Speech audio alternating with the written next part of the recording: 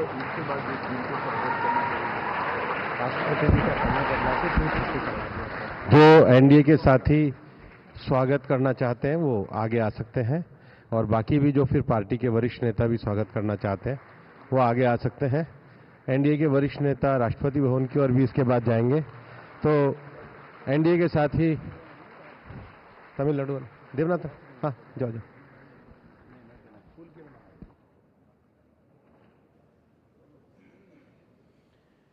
NDA के साथी या वरिष्ठ नेता जो स्वागत के लिए आए हैं वो एक आगे धीरे धीरे जा सकते हैं।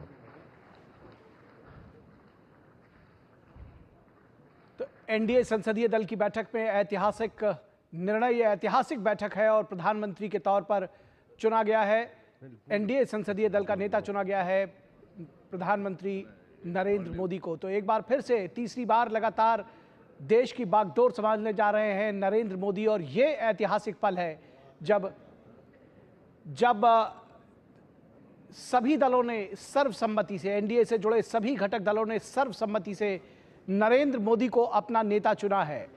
और इस तरह से जवाहरलाल नेहरू के बाद अब प्रधानमंत्री नरेंद्र मोदी इकलौते ऐसे व्यक्ति होंगे जो लगातार तीसरी बार प्रधानमंत्री के पद पर आसीन होंगे।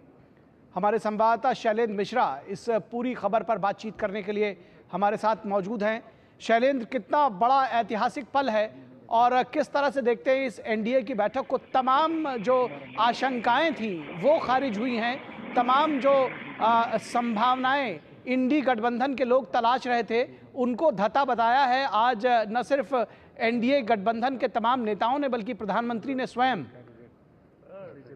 प्रधानमंत्री नरेंद्र मोदी ने एनडीए संसदीय दल का नेता चुने जाने के बाद कई महत्वपूर्ण बातें कही और उन्होंने कहा कि एनडीए की महाविजय है और एनडीए का जो एक इतिहास रहा है उसे प्रधानमंत्री नरेंद्र मोदी ने याद किया और किस तरह से विकसित भारत के एक विजन को आगे बढ़ाना है सभी को साथ लेकर, उस पर प्रधानमंत्री नरेंद्र मोदी ने अपनी बात रखी। और इंडी गठबंधन के जो लोग हैं उन्होंने जिस तरह का रवैया अपनाया चुनाव प्रचार के दौरान, उस पर भी एक निशाना साधा और जब चुनावी नतीजे आए जिस तरह की बातें कही गई उस पर भी प्रधानमंत्री ने अपने तौर पर अपनी बातें रखी। देखिए, बहुत महत्वपूर्ण है जब भाजपा संसदीय दल, एनडीए संसदीय दल और लोकसभा के नेता के तौर पर प्रधानमंत्री नरेंद्र मोदी को चुना गया है। उसके लिए एक प्रस्ताव राजनाथ सिंह ने रखा था, तमाम एनडीए के सहयोगी नेताओं ने उस प्रस्ताव का अनुमोदन किया। अब एनडीए के तमाम वरिष्ठ नेता राष्ट्रपति भवन जाएंगे, राष्ट्रपति द्रौपदी मुर्मू से मुलाकात करके सरकार बनाने का दावा पेश किया जाएगा। प्रधानमंत्री नरेंद्र मोदी की अगुवाई में एनडीए का एक दल राष्ट्रपति भवन जाएगा, इस बात की जानकारी दी गई है। देखिए, एक बहुत ऐतिहासिक पल इसलिए है कि 1960 के बाद भारत की राजनीति में ऐसा कोई मौका नहीं था जब लगातार तीसरी बार कोई नेता प्रधानमंत्री बना हो। प्रधानमंत्री नरेंद्र मोदी एक रिकॉर्ड बनाते हुए नजर आ रहे हैं। उनके अगुवाई में एनडीए ने लगातार तीसरी बार पूर्ण बहुमत हासिल किया है और वो लगातार तीसरी बार देश के प्रधानमंत्री बनने जा रहे हैं। एक आंकड़ा भी प्रधानमंत्री ने रखा कि पिछले 3 चुनावों के अगर नतीजे देख लें तो कांग्रेस को उतनी सीटें हासिल नहीं हुई हैं जितनी इस चुनाव में भारतीय जनता पार्टी को हासिल हुई। तो ये चुनाव दरअसल एक और रिकॉर्ड बनाया है इस चुनाव ने कि जो प्रमुख विपक्षी दल है कांग्रेस पार्टी, वो लगातार 3 चुनावों में 100 का आंकड़ा पार नहीं कर पाई है। तो ये बहुत महत्वपूर्ण भी है। आज हमने देखा कि प्रधानमंत्री नरेंद्र मोदी के संबोधन से पहले एनडीए के जो तमाम प्रमुख सहयोगी हैं, चंद्रबाबू नायडू, नीतीश कुमार, पवन कल्याण, जनसेना पार्टी के वो मुखिया हैं, अनुप्रिया पटेल, जितिन राम मांझी, एकनाथ शिंदे, उन्होंने प्रधानमंत्री नरेंद्र मोदी को एनडीए का संसदीय दल का नेता बनाने जाने के प्रस्ताव का अनुमोदन किया और एक स्वर में सभी ने प्रधानमंत्री नरेंद्र मोदी की अगुवाई में देश को आगे ले जाने की बात कही। तो एक इस तरह से हम कह सकते हैं कि आज प्रधानमंत्री ने अगले 10 साल के एनडीए के विजन को भी सामने रखा और जानते हैं कि प्रधानमंत्री अक्सर 25 वर्षों के भारत के विजन की बात करते रहते हैं, उसका भी उन्होंने जिक्र किया कि कैसे दुनिया में जो साख बढ़ी है उसको और आगे बढ़ाया जाना है। और निश्चित तौर पर आज हम देख रहे हैं कि कई महत्वपूर्ण बिंदुओं पर प्रधानमंत्री नरेंद्र मोदी ने फोकस किया है।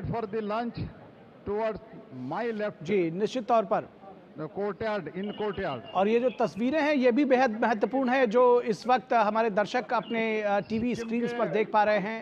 एक हुजूम सा उमड़ा है। एनडीए जो घटक दल है उनके तमाम जो सांसद हैं, जो नेता हैं, वो उमड़े हैं प्रधानमंत्री को बधाई देने के लिए, उनके साथ इस पल को अपने तस्वीरों में कैद करने के लिए, कैमरों में कैद करने के लिए, और लगातार बधाइयां दी जा रही हैं प्रधानमंत्री को। और आज का दिन निश्चित तौर पर शैलेंद्र, जैसे आपने कहा कि बेहद विशेष है इस मायने से भी कि तमाम उम्मीदों को एक बार फिर से कहीं ना कहीं, जिसको बार बार कहा जा रहा था कि शायद ये इस बार कहीं चूक न जाए एनडीए एक बार सरकार बनाने से, लेकिन फिर से जिस तरह से पूर्ण बहुमत के साथ एनडीए ने सरकार बनाया है, निश्चित तौर पर ये इस जो इतिहास रचा गया है ये उन्हीं पलों की गवाही देती है। ये जो तस्वीरें हैं निश्चित तौर पर। शैलेंद्र, आपसे ये भी जानना चाहेंगे कि अब इसके आगे की क्या कार्रवाई होगी, राष्ट्रपति से कब मिलने के लिए जाएंगे और आगे की प्रक्रिया कैसे चलेगी?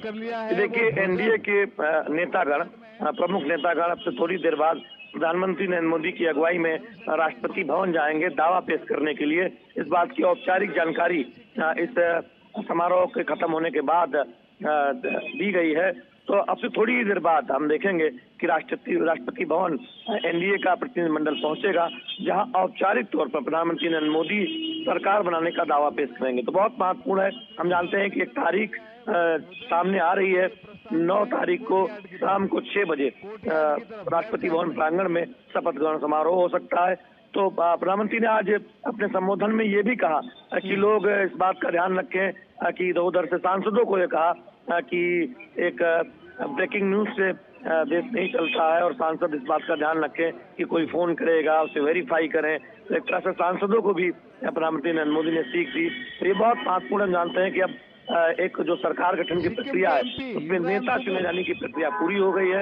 अब सरकार बनाने का दावा पेश करने के लिए एनडीए का प्रतिनिधिमंडल उससे थोड़ी देर बाद राष्ट्रपति भवन जाएगा, और उसके बाद आमंत्रण होगा और हम शपथ ग्रहण समारोह भी देखेंगे संभवतः 9 तारीख को शाम को 6 बजे। नए संकल्प भी आज लिए गए। प्रधानमंत्री ने अपने नए संकल्पों को भी दोहराया, और खास बात है ये कहा कि आने वाले 10 वर्षों में, यानी कि आगे वो फिर 2 टेन्योर की बात कर रहे हैं।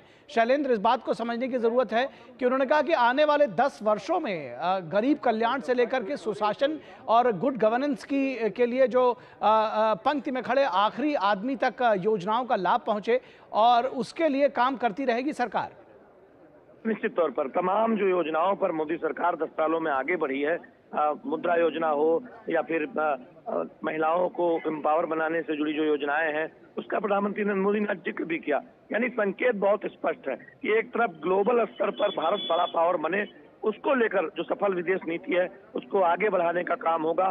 तो दूसरी तरफ जो कमजोर वर्ग है, जो वंचित वर्ग है, जो महिलाएं हैं, उनको सशक्त बनाने का काम किया जाएगा। तो 10 वर्षों में किया गया है, उस रफ्तार को और आगे तेजी से ले जाया जाएगा। हम जानते हैं कि प्रधानमंत्री ने एनडीए की जो एक पिछले दशकों का इतिहास रहा, तमाम पूर्व नेताओं को याद किया, शरद यादव हो, इसके साथ ही साथ एनडीए के जो पूर्व सहयोगी तमाम रहे, उनके योगदान को भी याद किया। तो दिखाता है कि एनडीए किस तरह से एकजुट होकर आगे बढ़ेगा। उस पर प्रधानमंत्री नरेंद्र मोदी ने बहुत एक तरह से कहें कि आगे का एक खाका सामने रखा है आज अपने संबोधन के जरिए।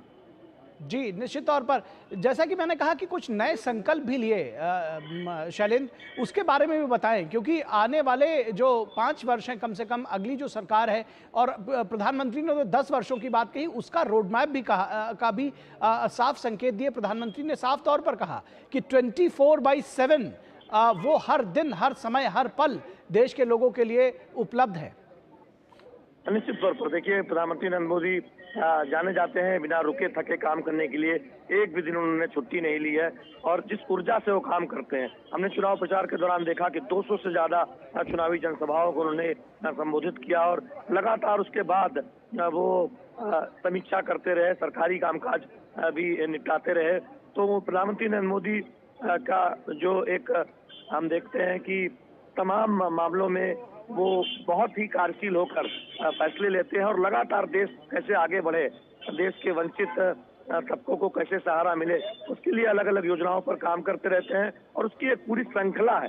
तो निश्चित तौर पर हम देख रहे हैं कि उसकी एक झलक दिखाई देती है, और आज उसी संकल्प को आगे बढ़ाने की बात प्रधानमंत्री नरेंद्र मोदी ने कही है। उन संकल्पों की बात जिसमें हम जानते हैं कि अगर थोड़ा पीछे जाएं तो भाजपा मुख्यालय में प्रधानमंत्री ने कहा था कि भ्रष्टाचार खत्म करने का जो अभियान है वो और तेजी से आगे बढ़ेगा, और साथ ही साथ जो कल्याणकारी योजनाओं में जो कसर रह गई, यानी अभी भी जो कुछ लाभार्थी छूट गए हैं उनको लाभ मिले, चाहे आवास योजना हो या घरों तक नल के जरिए जल पहुंचाने की योजना हो, उन पर काम किया जाएगा।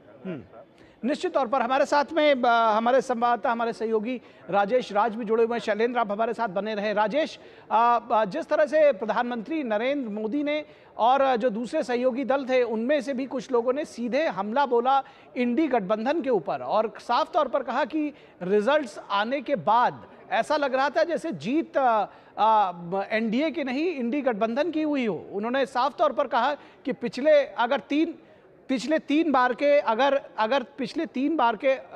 कांग्रेस के रिजल्ट्स को मिला दिया जाए तो इस बार भी वो बीजेपी के बराबर नहीं पहुंच पाती, बीजेपी से कम रह जाती है।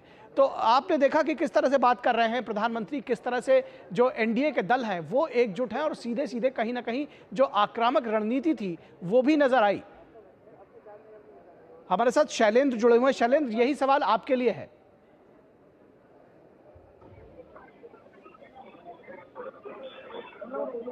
शैलेंद्र, आप हमें सुन पा रहे हैं?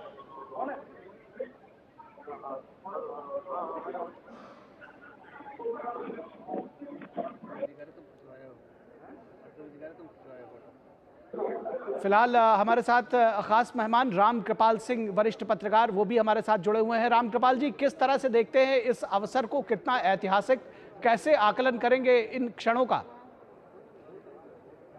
इन क्षणों का आकलन अगर आप कहिए तो 4 तारीख के बाद से जो विपक्ष ने माहौल बनाने की कोशिश की थी दिल्ली में इन 3 दिनों में, निश्चित तौर पर वो एक मायूसी का माहौल था। और आज जिस तरह से मोदी जी ने जो भाषण दिया है, मैं कहूंगा कि बहुत अद्भुत और विलक्षण भाषण था।